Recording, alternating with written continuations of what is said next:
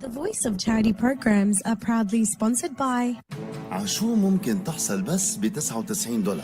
ب $99 فيك تشوف مايسات ل3 أشهر مع بوكس وكارد، وكمان بتحصل على مايسات جو مجانا لتحضر على أي جهاز بدك إياه، شو ما بدك وأيمتى ما بدك.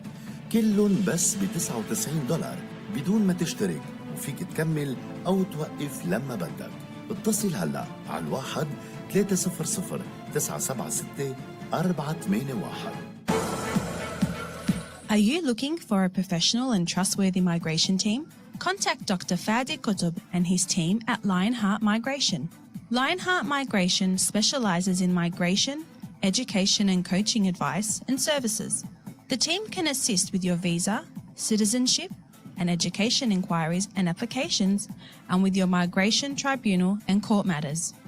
With a proven record of successful visa applications and appeals, our expert and honest team is ready to help. For all your inquiries, contact us on 02 9299 0112. You can also visit the Lionheart Migration website and social media platforms.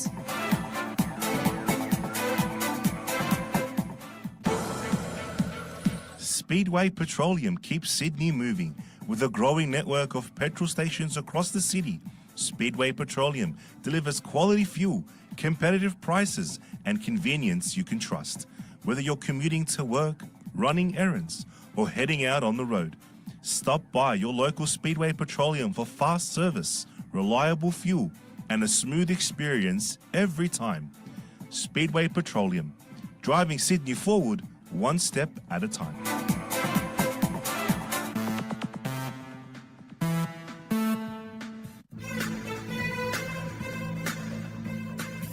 The Voice of Charity would like to thank our current sponsors for their ongoing support. And if you would like to become one of our sponsors, please contact the Voice of Charity office on 9625 6111 or email us on voc@voc.org.au.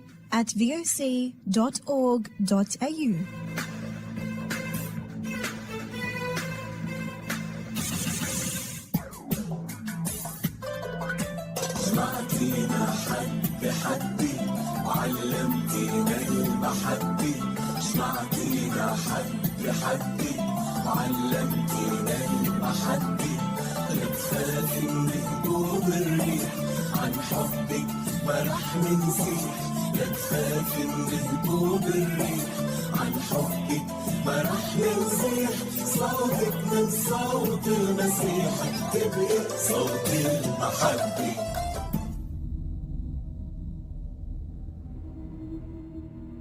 In this era of grave spiritual crisis, it is not enough to simply know about your Catholic faith. That is why we need a Catholic Toolbox to equip us with the practical skills necessary to live our Catholic faith to reach our ultimate goal, which is heaven for all eternity.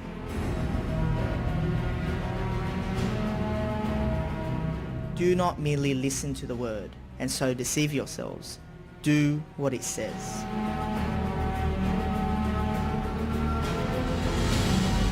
Join us every Tuesday night at 8 p.m. for the Catholic Toolbox as we hand you the tools to go forth, live the faith, and change our modern world today. Live on the Voice of Charity.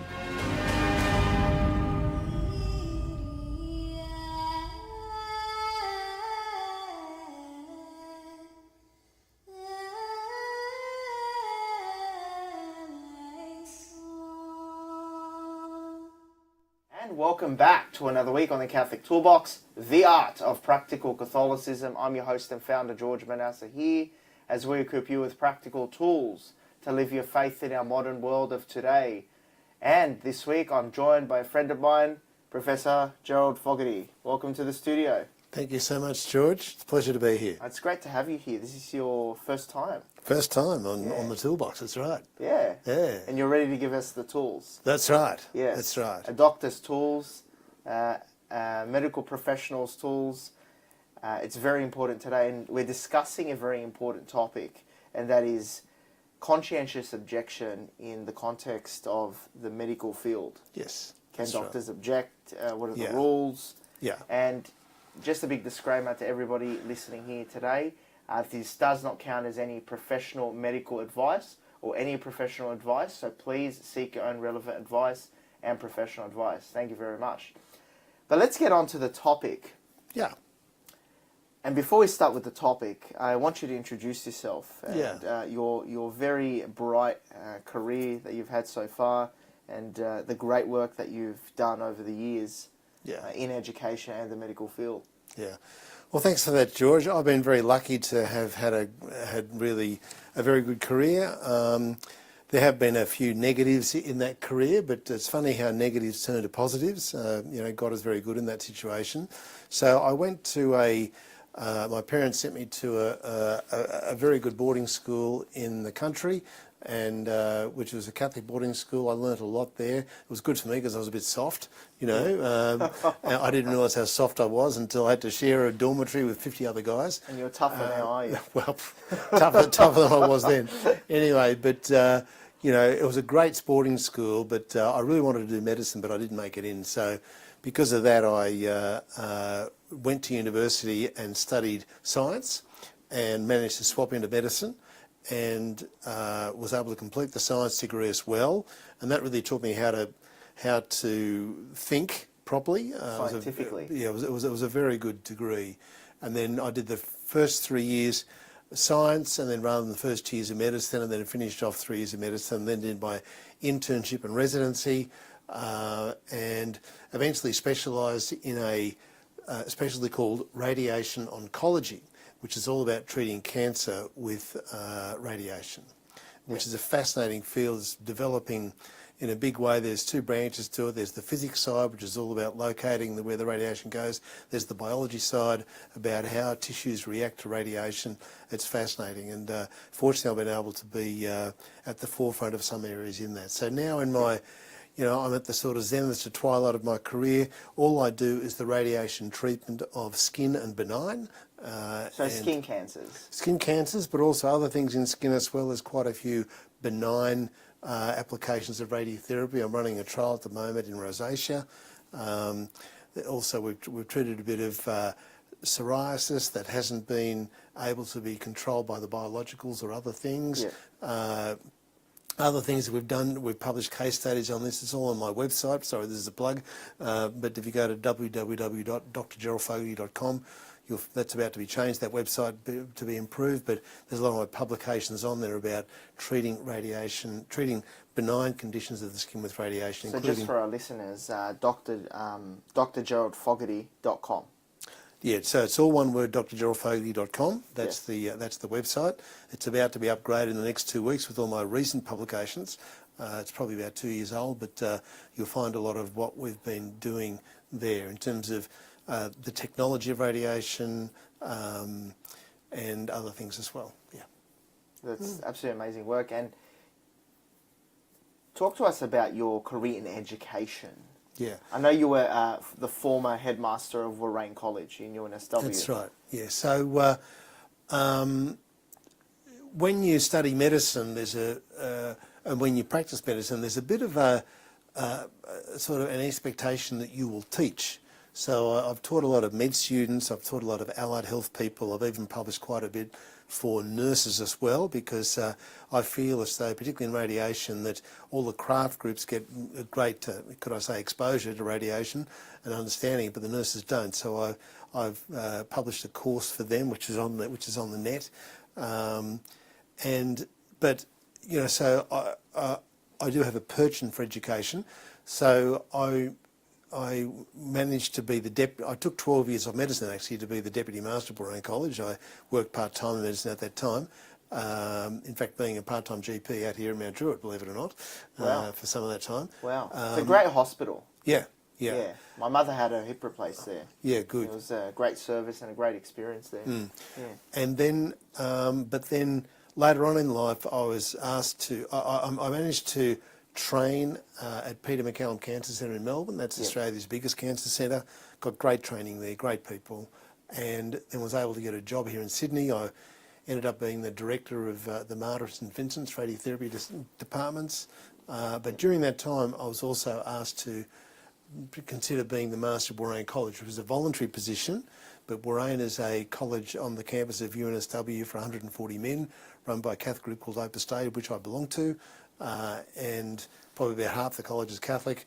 But you know, and it's on campus. It's on campus. It's wow. It's on the. Very convenient. Yeah, so it's on the corner of Anzac Parade and Barker Street, and it's a great place where the faith is practiced well, and many guys come out of there a bit changed. They might get challenged by the faith or get to really know what the Catholic faith is all about. So not everybody's Catholic who is in Warrane College. That's correct. Wow. What That's percentage would you say? About 50%. 50% are Catholic. 50% are Catholic, and the other 50%? Would be everything from Hindus, Jews, Muslims, all sorts of people. And what impact have you had over the years at Warrane College for these students who weren't Catholic?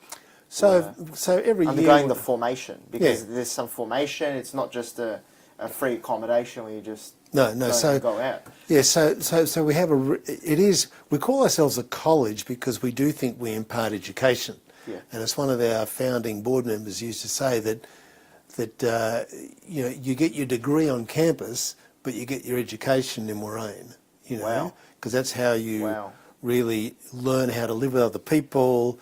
You learn other cultures, and you live in community. Yeah, yeah. Which is what university was initially, a community. Yeah. So we really pushed that pretty hard at the college. For example, the college is broken up into, there's 140 guys there, but it's broken up into 5 residential floors. So each floor sort of operates as its own family in a sense. There are 2 tutors per floor. We ask the tutors to talk to one of the residents every day about their studies. Wow. So every 2 weeks, the residents are being spoken to about their studies. Now, that often leads to a lot of other things, because many things can affect your studies, like your social life and your sporting life and your emotional life, and also and your family life, family at home life. So it is a time when, and also it's a great time when people realise just how different they are, or they might realise just what a slop they are. And so they're told, mate, you need to actually make your bed and all sort of stuff. Now, obviously, the college is based on freedom, so we ask people, sort of, this would be a good thing, and then and whatever, and we try to lead by example. But the thing is, Warrane's been going now for 50 years. A nice little stat about that, and the whole message of Opus Dei is sanctifying ordinary work, seeing work as prayer, and for students, their work is to study. So the university, if someone gets a mark of 75% in their subjects, that's called a distinction. Yeah. And if someone gets a distinction across all their 8 subjects, or all their 6 subjects they're doing in a term, that's called a distinction average. Yeah. Now the 11% of kids who go to UNSW would get a distinction average. Okay. But in Warrane, I mean, we are dealing with a place where people have had to leave home. Sometimes they're studying in a second language. But of the guys in Warrane, 55% get a distinction average. Wow. So this is 500% times more than the university average. So that ability to make sure that people get through university well, they learn stuff well, and they get through in minimum time, because they're passing all their subjects, they'll do their engineering degree in 4 years or medicine in 6 years or whatever, means that it's almost economical to come to the college in that sense, because they're not going to fail anything, and they're just going to improve. If you do a very good first year, a very good second year, a very good third year, you're going to walk through fourth year, because it's all based on the previous 3 years. You're not going to be sort of struggling all the time. That's absolutely amazing, and you have to consider it's not just the academic side, it's the communal side as well. Correct, Your living community, you have a bunch of great guys all living together, supporting each other. You have that camaraderie. And my visit to Warrane College, and that's what impressed upon me, is that camaraderie there.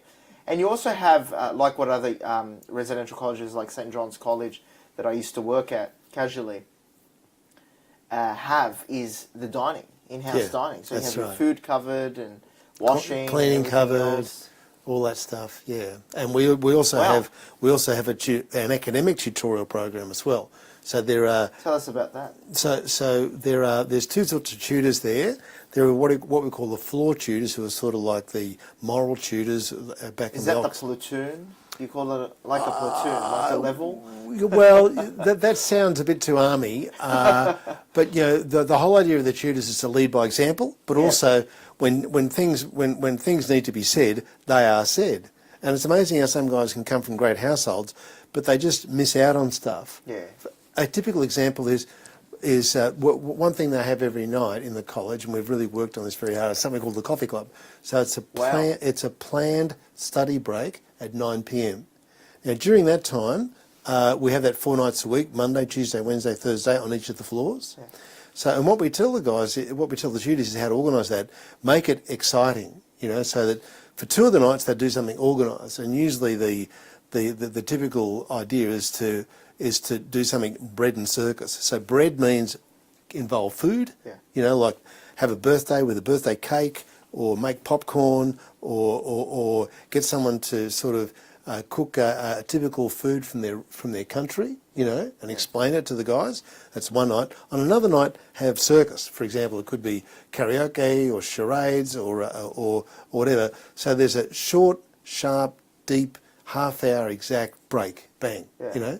And what the tutors do is they ask the guys to put this on. So there might be a bit of a roster of how they do it, so that they all have a turn in entertaining the other guys. Wow. So it's all about, really, this is my community, and I get a lot from my community. We're better together than apart, and this isn't a place where people just come in and out like it's a hotel. Yeah, like it's a hotel. So this is community. Is real community.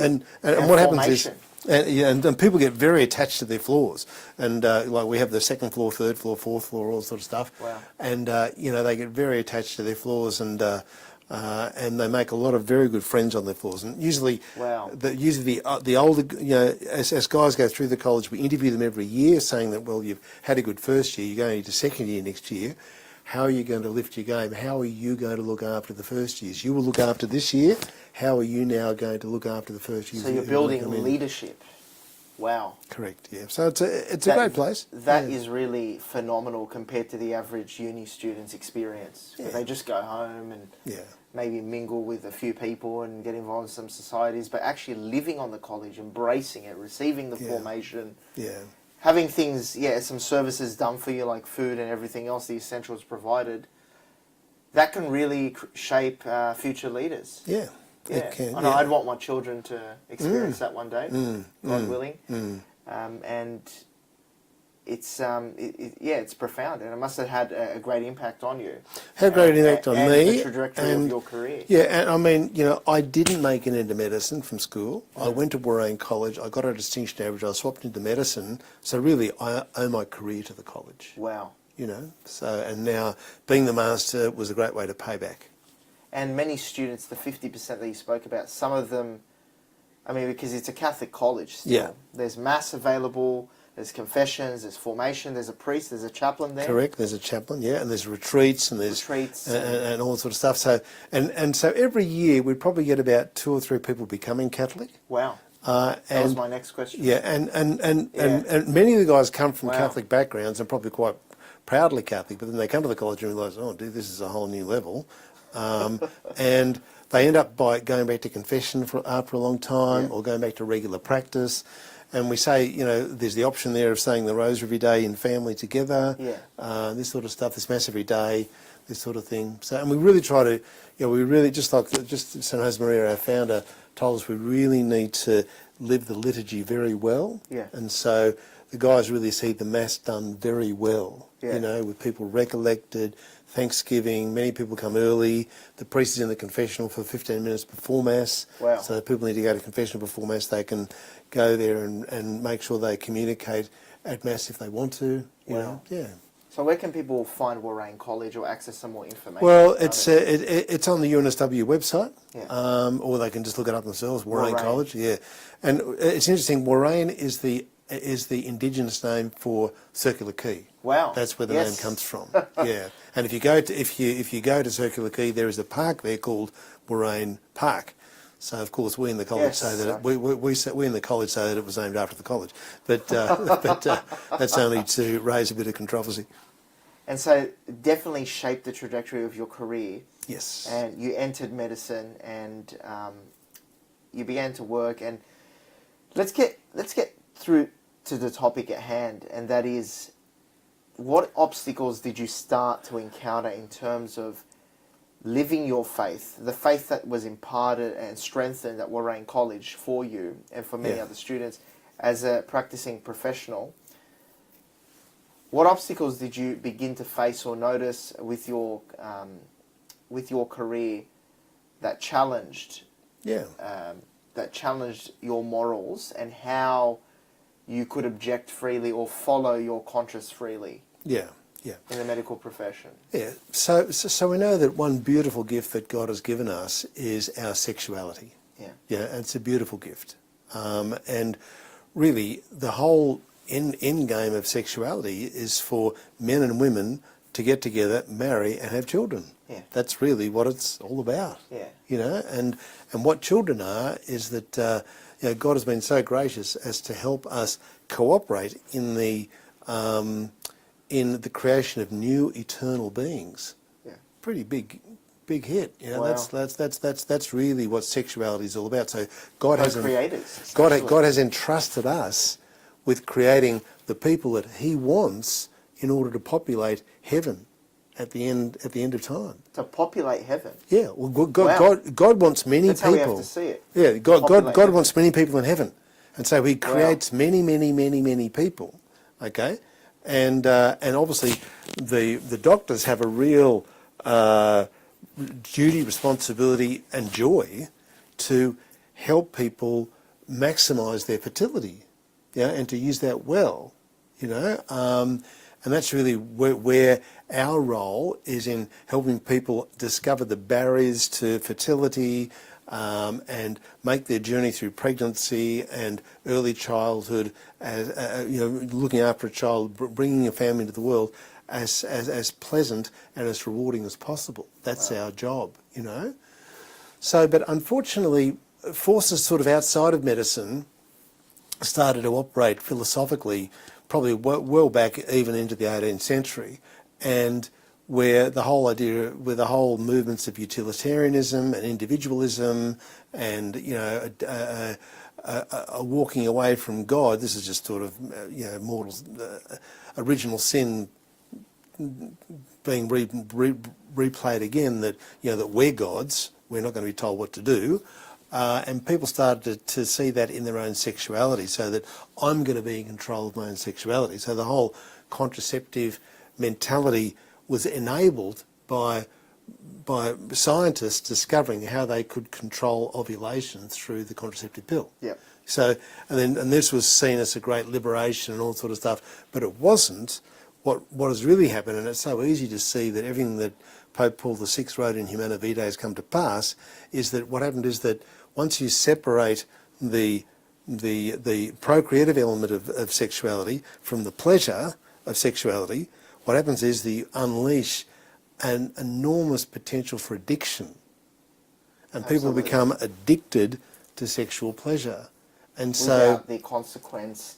Yeah. And the agape, which is the sacrificial love. correct. He was right. Yeah, Yeah. He was very right. He was very right. He He's had the a lot boat. of objection as well, even Yeah. from the Winnipeg statement by the Canadian Bishops' Conference. There was uproar, Yeah. and he was right. They were wrong. Yeah, and history has played that out played it so clearly, you know. And once you do that, everything rolls from that. Whether it's, you know, now there are people with homosexual tendencies, but acting on those tendencies, the whole thing of everything that we've got now, you know, in terms of family breakup, infidelity, promiscuity, venereal disease, gumming up all the works, and making fertility more and more difficult for people. Even you people know, taking their spiritual life lightly. True. Well, but it's basically just running away from God. It's Adam and Eve once again in the garden, hiding from God. That's what it is. Trying to take their destiny into their own hands. As I like to say, and Scott Hahn has alerted to this, the creative intimacy that we have with God is through the sexual act, is through human sexuality. Yeah. There was creation, and then there was redemption. And then what's the greatest creative intimacy we have with God? The holy sacrifice of the Mass. Yeah. And the prayers and the spiritual life that flows from that. So if we can take sexuality lightly, something which is of the greatest creative connection that we have with God, then there's a tendency to desacralize the liturgy and fall from spiritual grace from there. Yeah. That's how I see it, creation, redemption, sexuality, the liturgy. And we saw, I think in the 60s and 70s, lots of desacralizations of the Mass, and people losing reverence for the Mass as well. Yeah, and on the flip side of that, St. Josemaria used to talked about this, that he used to talk about the marriage bed as being an altar. Yeah. So it's an altar. This is where beautiful men and women give themselves to each other, and through that, new life comes. Just like through the Mass, bread and wine becomes the new life of the flesh of Jesus Christ. Exactly. So all this is incredibly connected. Yeah. That's where I see the seriousness of respecting the liturgy in its rite, in its form, in the music, in the externals, to help condition you for everything else outside the Mass that flows from there, and sexuality. I think they're two pillars, and that's my observation, over the years, So what we get in the Mass and what we get in the sexual act, it's not as if we're just here to do that.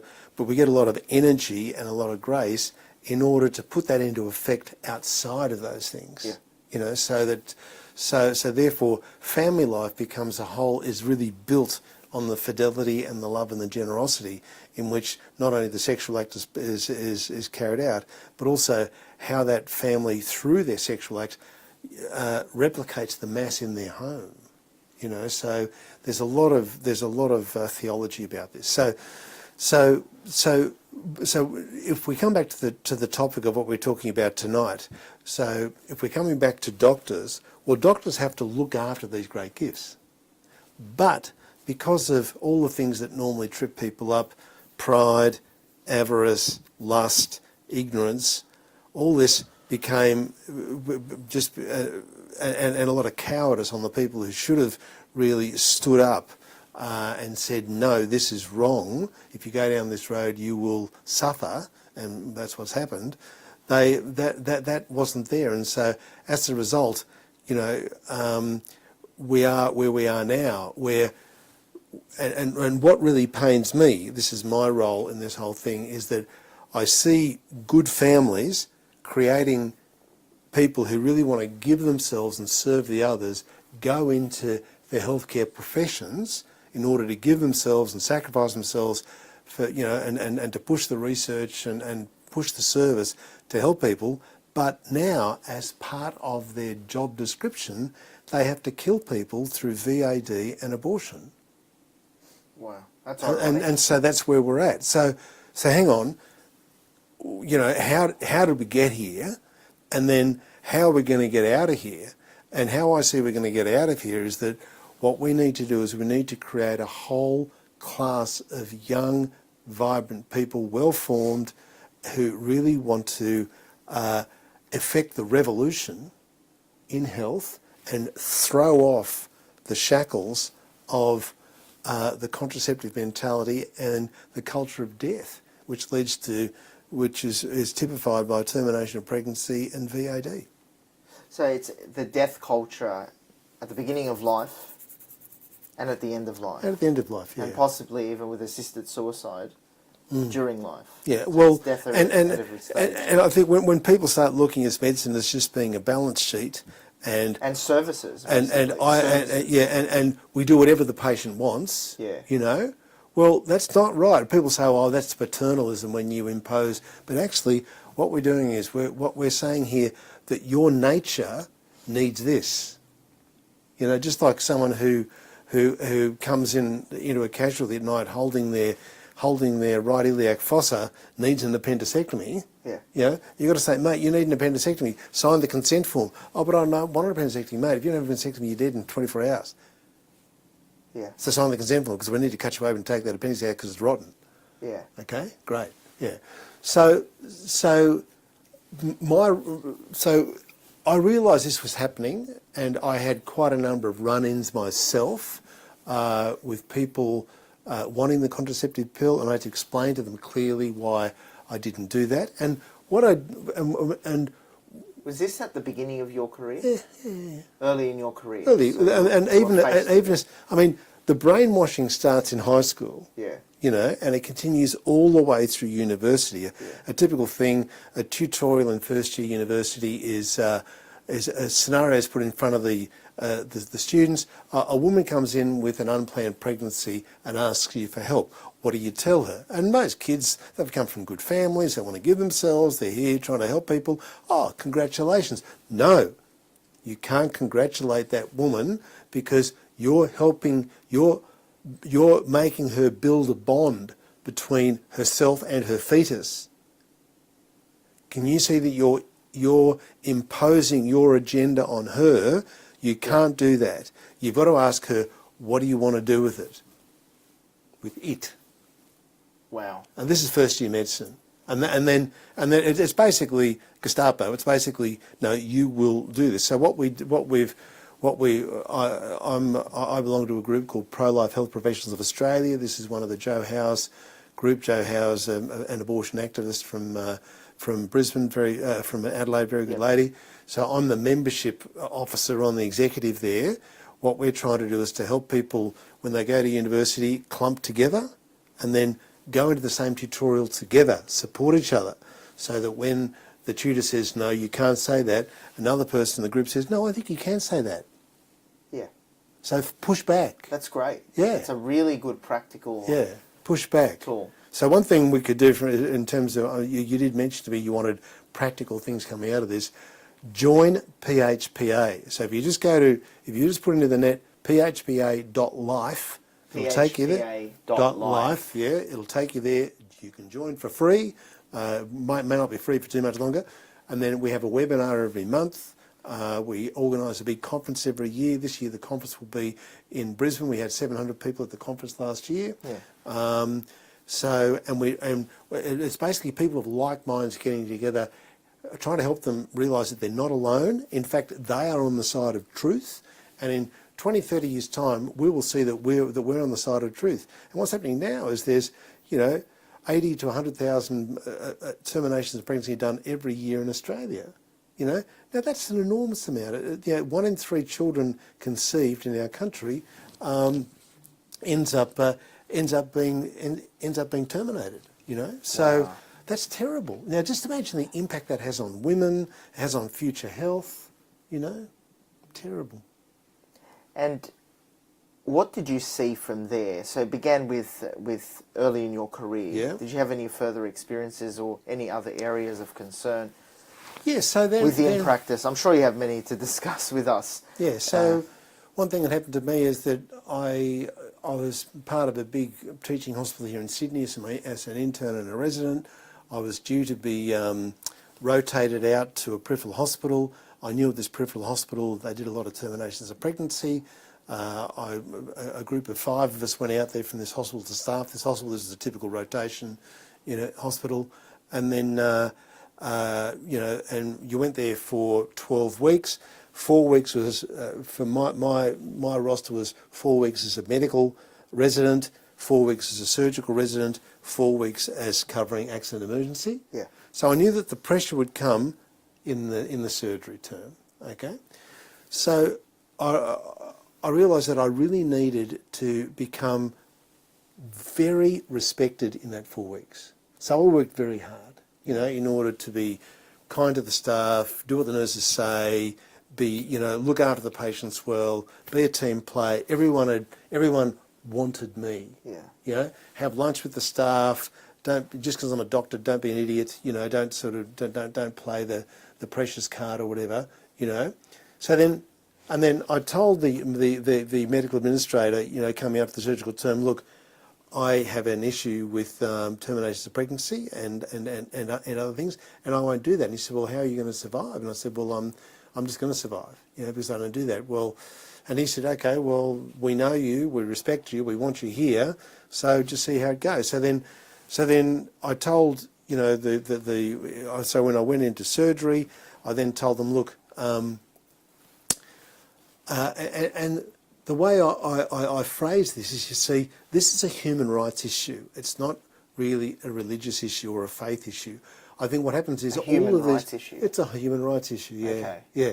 Because and it's all just the truth, and science keeps on backing us up because we know that life begins at conception, and science keeps telling us that life begins at conception. Yeah. It doesn't begin anywhere else. It begins at conception. So if a human being starts at conception, it has rights just like someone who's outside the womb, just like someone who's 1 year, just like someone who's 70 years. Okay?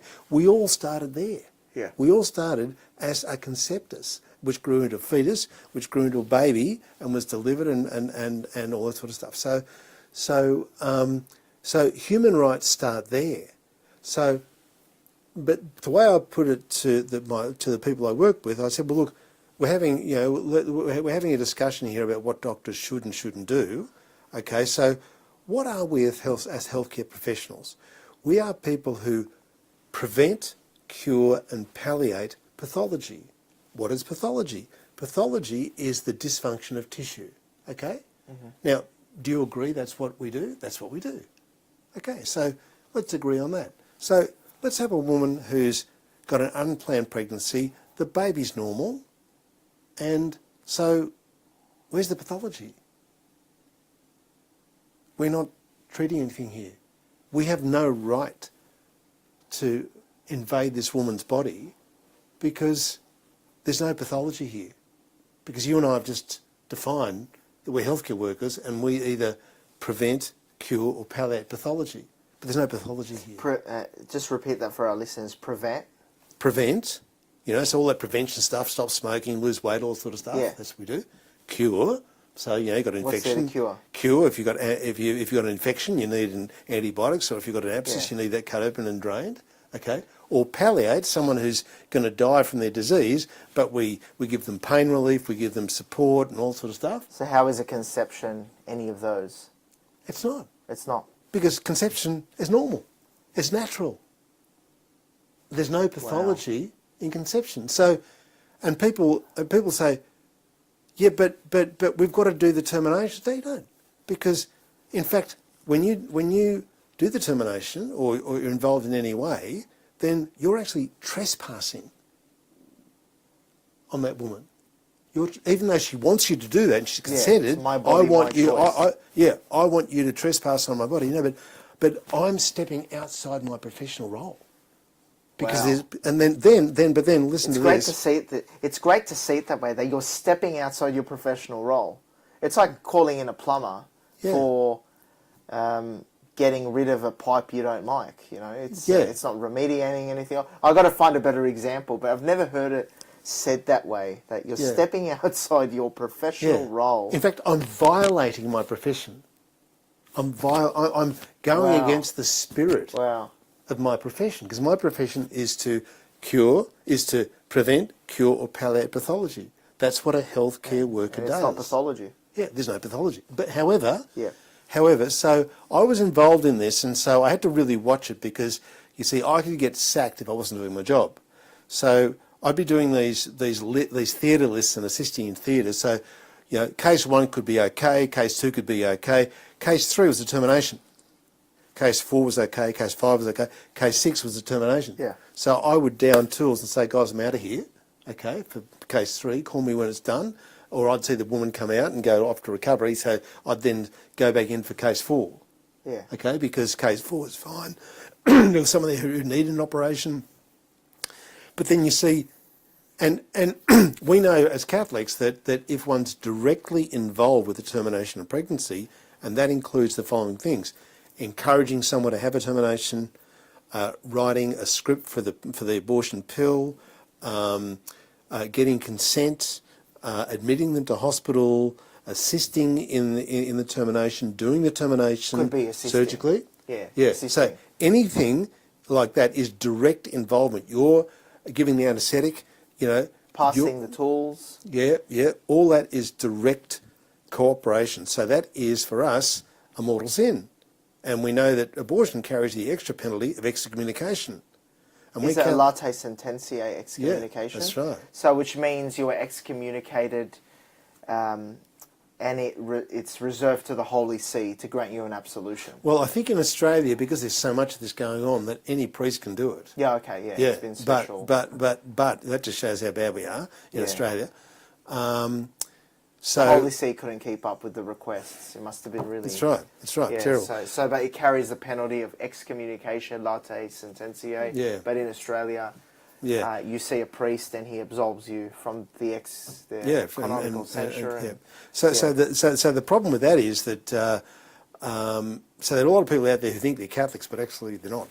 Because they have in some way, including doctors, I've and had nurses, doctors recommend and pharmacists, IVF. and pharmacists. Yeah, I've had doctors recommend IVF and who claim to be Catholic, and it's just a lot of ignorance. And it's no disrespect to doctors, but my personal experience, and I was just saying, and speaking to a number of people, and I was just speaking to you about this off air, is that my observation is that doctors, many doctors, not all of them, just from my personal experience, with the greatest respect, have become more about services rather than thinking holistically and scientifically. Yeah. It's all about recommending products, certain pharmaceutical options. Yeah. It's not about looking at the root cause, which is why I personally, and my wife and I always get an independent look at things always independently from any doctor whenever we need to interact.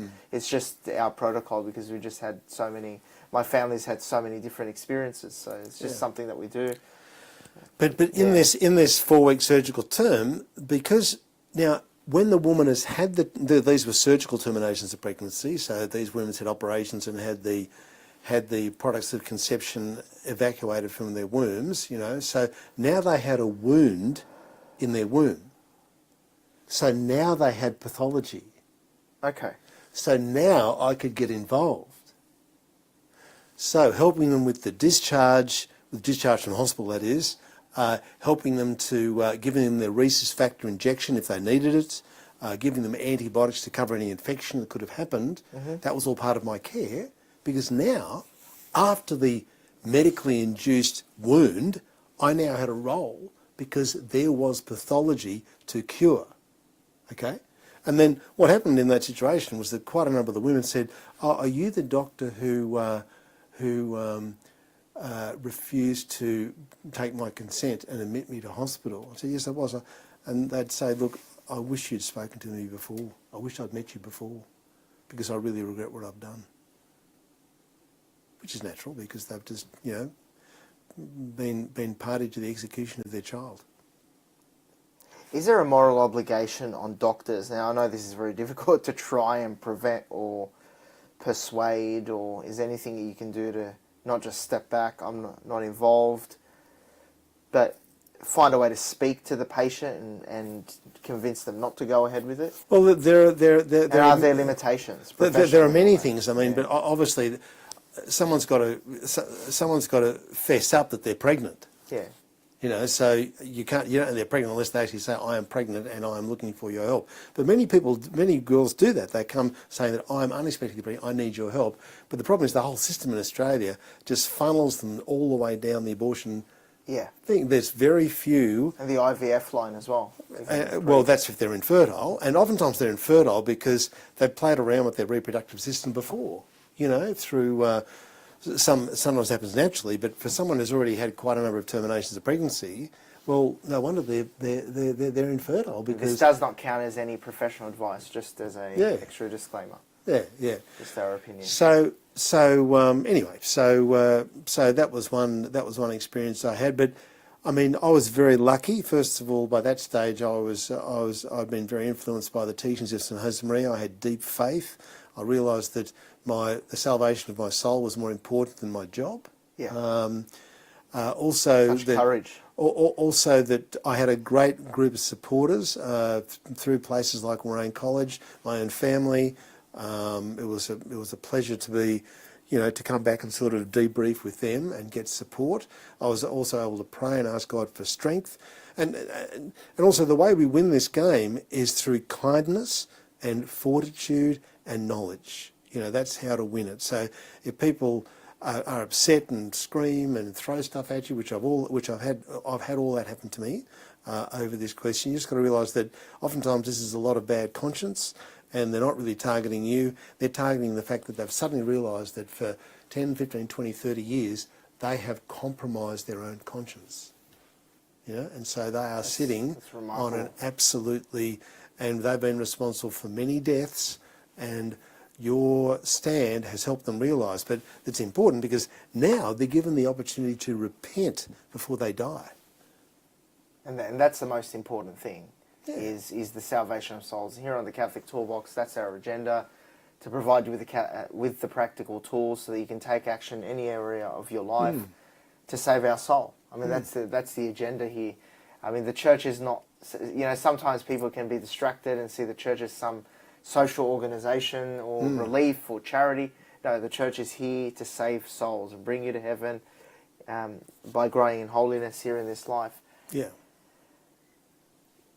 What else? I don't know what to ask you. Yeah. So what we did at Warrain, because I was able to interact with many medical students and nursing students and our health students there, I was able to create a group called Solidarity. Yeah. And the whole idea of Solidarity was that we need to support each other as we go through this and try and instigate the revolution to throw off these horrible things that have crept into our practice that now keep us hostage. And what's happening here is that you know, this whole thing of abortion up to birth needs a group of healthcare worker slaves in order to make it happen. Yeah. But why are we allowing ourselves to be used in this way? We have to support each other, bring ourselves together, organise ourselves, and push back to throw off the yoke of the culture of death from our great professions like nursing and medicine and allied health. We have a great profession, but what's happening is that all these death things are making the population lose confidence and trust in us. And being an oncologist, that's really my core game. You know, I'm noticing now that older people, particularly those with metastatic cancer, are not telling me all their symptoms because they're worried I might recommend euthanasia to them. You know? That's and so what this a is shock. now becoming something where we doctors have put ourselves in a situation where people are not trusting us. So and I'm one of them. Yeah. And so this is our own fault. And what we need to do is we need to throw off the shackles of, particularly of VOD. And I don't know how much time we've got, but I would like to just say one of my arguments against VOD. So, which is voluntary. Well, voluntary assisted dying. That's how we do euthanasia in this country. So, back in the 1930s, there was a disease called Hodgkin's disease, which was the disease of young people. The average age of contracting Hodgkin's was 25 to 30, and it was a death sentence. Everyone died. Okay, so they'd died in a couple of years, and it was basically a disease of expanding lymph nodes, and so things got squashed like the trachea, the lungs, or people died from asphyxiation. Now, what happened was there was a bunch of patients and a bunch of doctors and researchers who wanted to overcome this problem. So first they tried, I'm going to spruik radiotherapy here, of course, which is what I do. They started to cut out these lumps. Yeah. Okay, but they realised that as soon as they cut this lump out, whenever you cut something, you allow a lot of growth factors to go into the bloodstream. So other stuff, particularly cancer that could be left in there, starts growing wildly. Yeah. So they realised that when they cut stuff out, the cancer just got worse, went to somewhere else. Yeah. So what they started doing is they started using radiotherapy, which could irradiate it, because radiation is all about tissue conservation. They irradiated a much bigger area so they could cut off any cells that might be in the nearby lymph node stations in a microscopic sense. Mm-hmm. And they started curing people. But then they realised that the radiotherapy was causing other issues, skin issues and a couple of other issues. So then they started trying chemotherapy. And the combination of chemotherapy and radiotherapy worked very well. But then they realised that the chemotherapy, because this was the disease of young people, it played around with people's fertility. So then they started even finessing the chemotherapy so that it kept people's fertility intact. Okay. Okay. So move on now to the year 2000, and a very famous Australian singer had contracted Hodgkin's disease, and she went to a big teaching hospital in Sydney here that I used to work at. And when she had her Hodgkin's disease, what was quoted to her was a 97% survival at 10 years. Wow. So this has gone from a death sentence in 1930 to almost cure 70 years later, only because doctors wanted to research, patients wanted to be researched on, people wanted to end this disease. And the Germans did a lot of this. There's a German Hodgkin's disease thing where they just did randomised trials after randomised trials. They've done a great job for the world in doing this. Okay, now, just say that we had euthanasia in 1930. Everyone would be offered death. And now we'd be at the year 2000 and everyone would be offered death. So you can see how nihilistic and depressing and negative VAD is. It's the same thing with abortion. You know, that we've lost hope. And the big background to all this is that once you leave the faith, once you let go of God our Father's hand, you lose hope.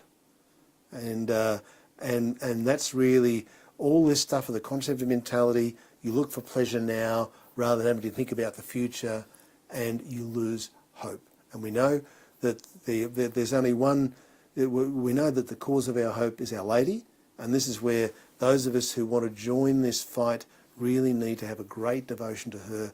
She brings so much light and energy and calm to this fight so that we can bring the truth back to our professions. So where does the fight stand at the moment? If you're a doctor in any circle or sphere of the medical profession, Yeah. will you get sacked? Will you get fired? Or will you be warned if you act in line with your conscience? Whether you're a GP, specialist, if there's something you see that you can't participate in, can you move them on, not participate? What's the challenge at the moment in the Australians are great sports people. We love sport. Yeah. You know? But when you play sport, there are competitors. You know, and you have to fight hard to win. Yeah. So that's where we're at. We don't hate our competitors, we love them because they help us get the best out of ourselves. So we have to see this as sport. So the most important thing when you go to work, be a great professional and be a great team player and be very cheerful. Okay, that's what you need to do. Don't be the religious wagging finger that people don't like. Yeah. Even I get off put by them Sorry? sometimes. Even I get off put by people who have a rigidity. A social rigidity. Yeah. So, and there are real answers to every problem. For example, what the contraceptive mentality really teaches us is that people need to know how to control and funnel their fertility. Yeah. Now, natural family planning is the way to go. And really knowing how gonads work, how the female system works, how the male system works, all sorts of stuff can really help us how to maximise our fertility and to really control it well. Okay? Yeah. And we have to see that this is like everything in life. We need to give ourselves as gifts to other people, not possess others. Yeah. This is not a game. So this is not a power play. But when you get into it, you know, so that my advice is always ask questions, don't make statements. Okay?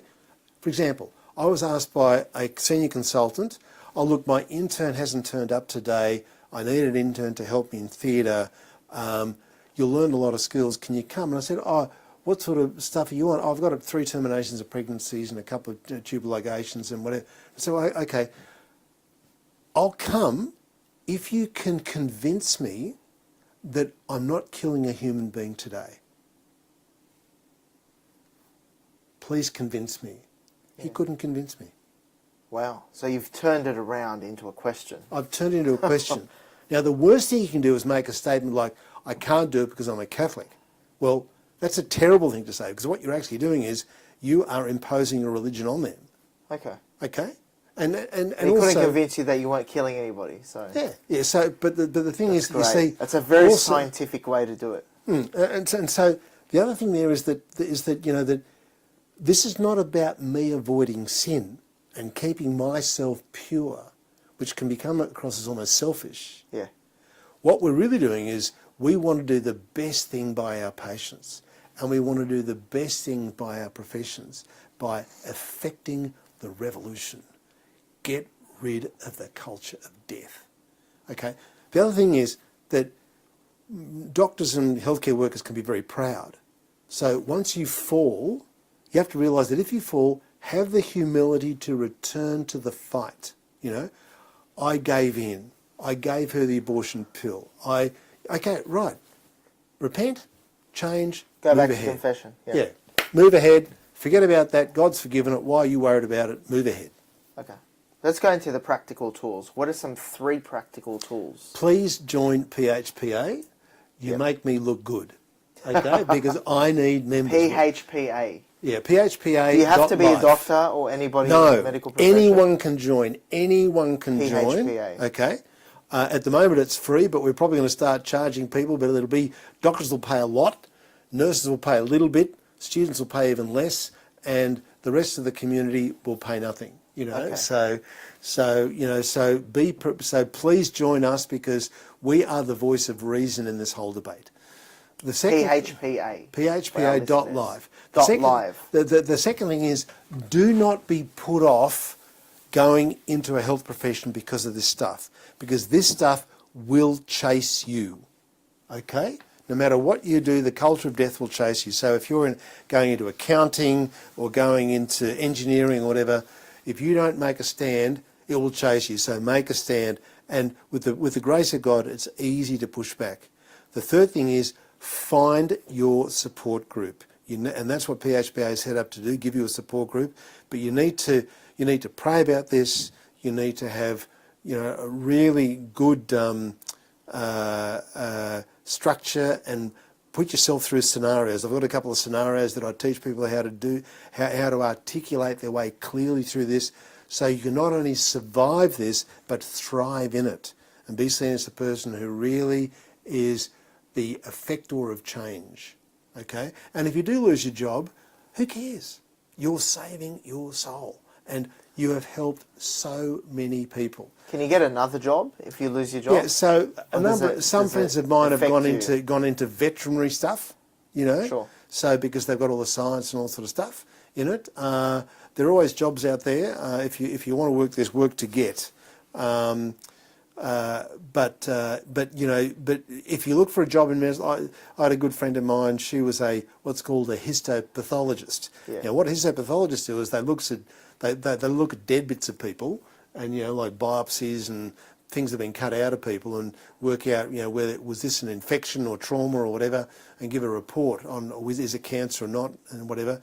But she thought that by escaping into histopathology, she'd never have to sort of be involved in terminations of pregnancy or whatever. But what happened was that they started sending her bottles full of dead babies, where she had to cut them up and examine them and say, well, this woman terminated her child because it was supposed to have Down syndrome, but I could find no evidence of Down syndrome in this child. Wow. Wow. So, and this is where and then she had to retire because she just couldn't handle the mental, because people were saying, are you sure? Are you sure there's no Down syndrome there? Are you sure? Because obviously they'd got it wrong. And I reckon there should be a bit of a class action. I know a couple of couples who've had a problem pregnancy, they've had the ultrasounds, they've had all sorts of tests, and they've told them, oh, your kid's definitely got this or definitely got that, it's going to be a tough life, you should consider termination of pregnancy. And they've gone, nah. And then they've finally had the child, and the child's been completely normal. I've heard many cases where it's happened. That's the class action. So let's take it to court, and let's sue these people who've caused you so much stress. Yeah. So help us do that. This is not any legal advice. This is not any legal advice, but this is a practical tool. A practical tool to think, how can we fight back against the culture of death? Because at the end of the day, the person who's very sad about all this is God. God wants more children. He wants heaven to be so populated, but because he's entrusted men and women to creating more children of God and being in heaven, he can't get them because we keep fouling it up. So, the one who's really losing out all this is the Creator. So let's think about the Creator and let's do His will. And that's what we need to do, because at the end of the day, we get to heaven by loving God's will. Amazing. And Gerald, you were recently recognised as a member of the Order of Australia, and also for your great work for the church, you were also recognised as a Knight of Sir Gregory the Great, one That's of the correct. 5 papal knighthoods by the Holy See. That's right. Yeah, I'm And, very lucky to receive those. I think they were all sort of team awards. Obviously, someone has to get the award, but I got the OAM for services to medical research, and I'm sure a big part of the papal knighthood was also the work we did, our team did, in solidarity. And the good thing about solidarity is that education. and we have work that you've done at Warrain College. So there are now 4 guys who are O&G specialists in Australia, trained as obs and gynae in Australia, never done a termination of pregnancy, who were helped on their way by solidarity. Yeah. Just to be able to articulate clearly what conscience is, what conscious objection is, how they were healthcare workers that prevented, cured or palliated pathology. That's what they do. None of that was involved here. Let's move on. Thanks for your opinion. My opinion as a doctor is that I'm not getting involved. If I get involved, I'm trespassing. Even though they want me to trespass, I'm trespassing on someone. I'm offending that person. I'm moving on. Excellent. Thank you so much for being with us tonight here, and I'm sure you've definitely inspired me and many other people here listening on the show. Good. Thank you so much for your time. And don't forget to follow us on the podcast, wherever you get your podcasts, and go to thecatholictoolboxshow.com. That is thecatholictoolboxshow.com. Thank you for tuning in to the show. I'm your host and founder, George Manassa. Until next week, God bless, take care, and take action.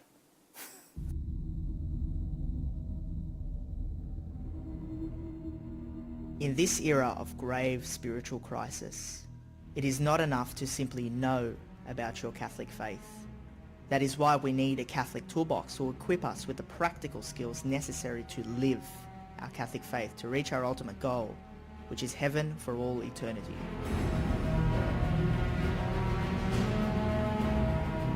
Do not merely listen to the word and so deceive yourselves. Do what it says.